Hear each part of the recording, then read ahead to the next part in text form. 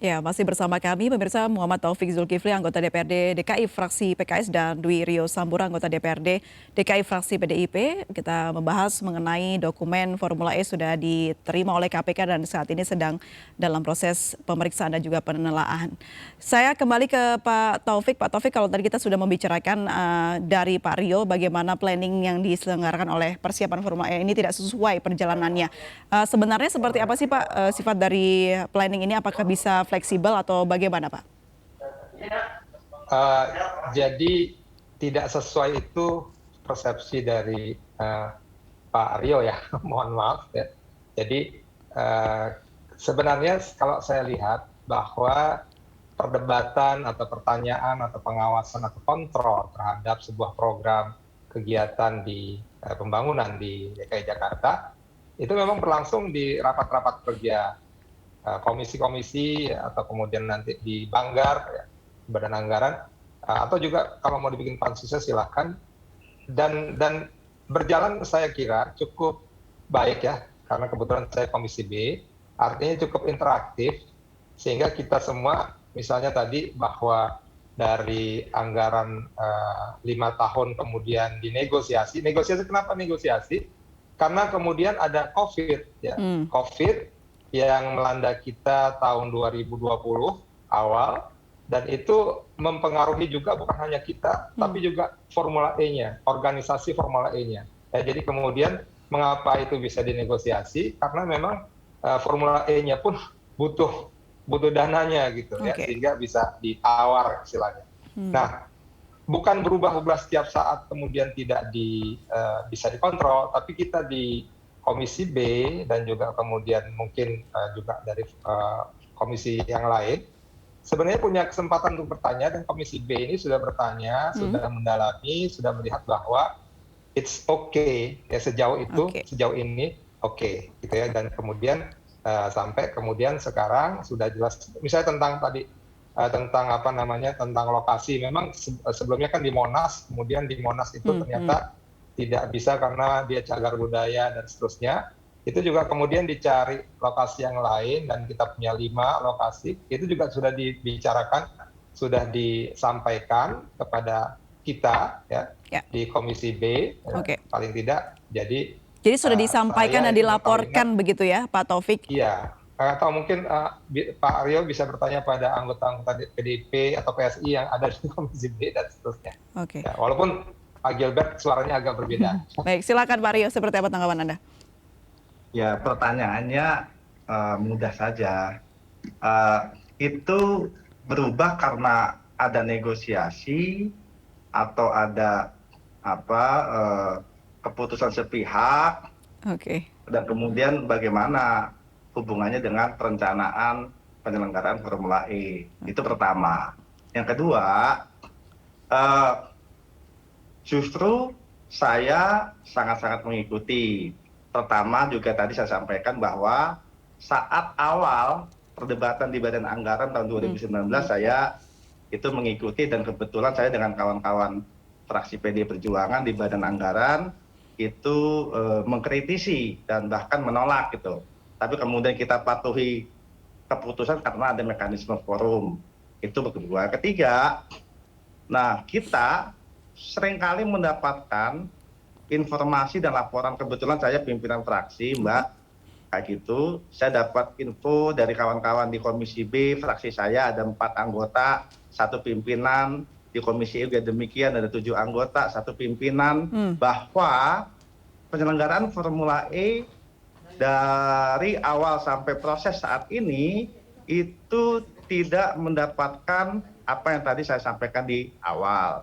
Satu contoh soal studi kelayakan. Kan sesungguhnya itu bisa disampaikan kepada kita oleh Pemda DKI Jakarta. Sehingga kemudian itu bisa menjadi rujukan dan acuan buat kita dalam membahas dan menilai tentang penyelenggaraan Formula E. Seperti itu. Nah, sehingga ketika ada penyampaian laporan yang disampaikan kepada KPK itu bagus, tetapi kemudian jangan sampai itu menjadi sikap yang terpaksa atau bukan sikap yang terbuka. Itu saja sih penekanan dari kami. Ada penjelasannya Pak Taufik? Penjelasan tentang Ya, apa yang pertama disampaikan oleh Pak Rio mengenai ya, itu keputusan sepihak atau keputusan bersama begitu? di Komisi B itu memang ada sekretaris komisinya dari PDIP, ya, kemudian ketua komisinya dari PKS, Pak Abdul Aziz, dan Pak Pandopatan Sinaga dari PDI Perjuangan.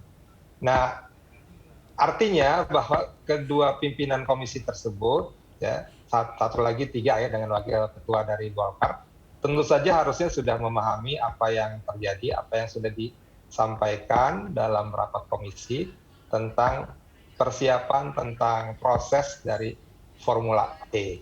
Dan kemudian tadi kalau dikatakan Banggar, kan Banggar tahun 2019 ya, sudah mengetok palu. Artinya memang sudah disetujui ya, anggarannya atau perencanaannya dan lain-lain. Jadi itu sudah berjalan ya, rapat-rapat komisi dan pertanyaan-pertanyaan atau kemudian apa-apa yang kalau memang misalnya masih ada pertanyaan, ya silahkan dipertanyakan saja di rapat-rapat itu gitu.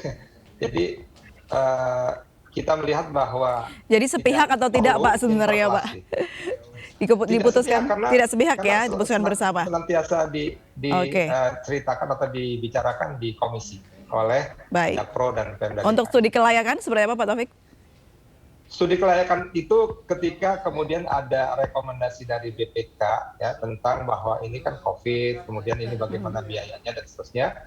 Kemudian ada kalau nggak salah tiga rekomendasi, salah satunya adalah bagaimana kalau Formula E dibuat lagi studi kelayakan disesuaikan dengan COVID. Nah itu sudah dijawab oleh Jakpro, oleh Pemda DKI kepada BPK sebagai pihak yang bertanya, dan juga di Komisi B sudah dijabarkan juga ya. Atau mungkin kalau misalnya memang diperlukan ada penjabaran lagi di komisi, saya berharap wakil PDI Perjuangan bisa memintanya lagi gitu ya di situ untuk disampaikan kembali. Oke, saya kembali ke Pak Rio. Pak Rio, ini kan dokumen dari Formula E sudah masuk ke KPK dan sedang diperiksa begitu. Anda dari DPRD apa ya mungkin harapan atau mungkin yang ingin Anda lihat dari pelaporan dokumen ini, mengingat dalam prosesnya pun banyak berita-berita yang berkembang ya, apalagi ada BW di situ, Bambang Wijayanto yang mengawal langsung pemberian dokumen ini. Oke, sekali lagi kalau soal itu sesungguhnya kita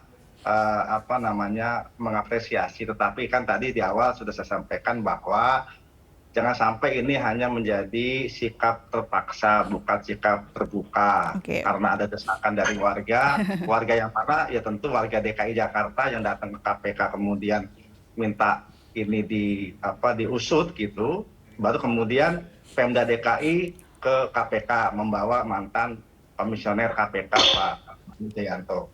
Itu pertama. Yang kedua, kalau soal bahan keterbukaan informasi, kebetulan saya di Komisi A, salah satu mitra kerja saya itu adalah komunikasi informasi Dinas Kominfo, Kepala Dinas Buatika. Ketika kita tanyakan tentang perubahan informasi yang diupload oleh websitenya Kominfo, itu ternyata beliau nggak tahu apa-apa itu mengenai isi dari perubahan informasi tentang penyelenggaraan Formula E yang katanya ya rencananya dari APBD menjadi tidak APBD, sehingga itu menunjukkan bahwa memang perubahan itu menjadi janggal, sangat janggal karena memang tidak dibuka informasinya yang luas. Dan kemudian tadi saya sampaikan bahwa bisa saja terjadi misproses terhadap antara perencanaan dan pelaksanaan. Dan ini yang harus diluruskan ya Pak Rio ya. Ya, karena kita tidak mendapatkan jawaban informasi yang tuntas dalam setiap rapat-rapat kerja di alat kelengkapan Dewan yang itu disampaikan oleh kawan-kawan kita di setiap rapat kerja di komisi-komisi maupun badan anggaran, kemudian kita sama-sama menggalang hak bertanya atau interpelasi. Tapi kemudian persoalannya bukannya dijawab dalam forum yang sesungguhnya oleh Gubernur DKI Jakarta, tetapi malah menjawab pada publik lewat media dan sebagainya. Tidak apa-apa juga sih, yang penting kan aktivitasnya memang bisa tercapai. Baik, kita tunggu bersama seperti apa proses yang sudah masuk ke KPK pemeriksaannya. Ya, kita apresiasi juga untuk Pemprov DKI Jakarta dan juga Jakpro yang sudah memberikan langsung dengan cepat begitu ya laporan dari dokumen Formula E ini, dan semoga ke depannya nanti tidak ada lagi carut marut atau salah paham berikutnya ya dengan pemeriksaan ini. Semoga semuanya bisa menjadi jelas. Terima kasih banyak Pak Rio dan juga Pak Taufik sudah bergabung bersama kami di MNC News. Salam sehat selalu Bapak-bapak, selamat sore. Halo Pak Ya, pemirsa, pemerintah Provinsi DKI Jakarta menyatakan telah membayarkan uang komitmen atau komitmen fee ajang Formula E sesuai dengan prosedur dan seluruh regulasi yang berlaku, serta melalui persetujuan Dewan Perwakilan Rakyat Daerah DPRD DKI Jakarta. Kepala Dinas Pemuda dan Olahraga Provinsi DKI Jakarta Ahmad Firdaus mengatakan setelah ditunjuk oleh Formula E Operation untuk menjadi tuan rumah ajang balap mobil listrik ABB FIA Formula E World Championship ke-7 tahun 2020, Pemprov DKI Jakarta harus membayarkan komitmen fee paling lambat 1 tahun sebelum pelaksanaan, yaitu pada tahun 2019. Firdaus menyebutkan alokasi pembayaran seluruh komitmen fee telah melalui pembahasan dengan DPRD DKI Jakarta dan telah disetujui alokasinya pada dokumen pelaksanaan perubahan anggaran 2019. Firdaus menjelaskan skema penganggaran dari mulai perencanaan, pembahasan bersama DPRD DKI Jakarta hingga persetujuan menjadi rancangan peraturan daerah telah mempertimbangkan alokasi setiap rancangan kerja pemerintah daerah.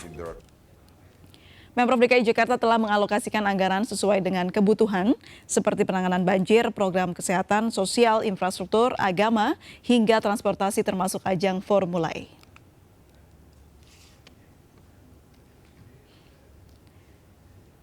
Ya pemirsa, kami akan segera kembali usai jeda berikut, tetaplah bersama kami.